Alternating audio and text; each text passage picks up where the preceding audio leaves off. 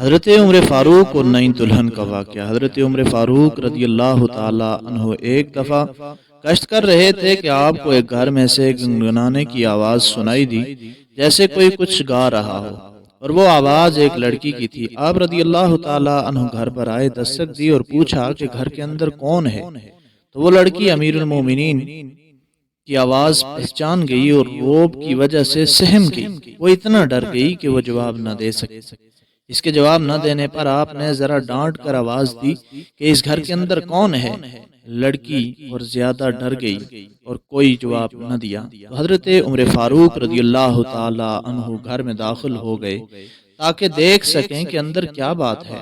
گھر میں داخل ہو کر معلوم ہوا کہ گھر میں ایک نوجوان لڑکی ہے اور اس کے علاوہ پورے گھر میں کوئی نہیں تھا۔ تو آپ رضی اللہ تعالیٰ نے پوچھا کہ اے لڑکی، تو کون ہے اور کیوں گا رہی تھی؟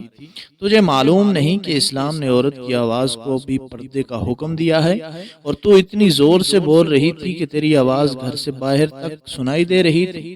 کیا تو نہیں سمجھتی کہ تو ایسا کرنے سے گناہگار ہوئی ہے؟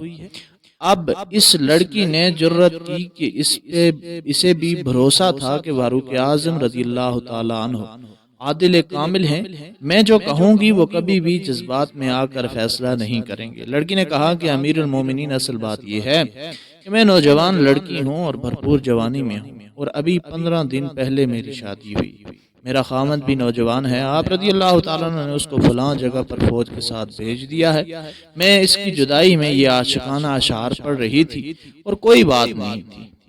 نہ تو میں زانیہ ہوں اور نہ میں بدکار ہوں۔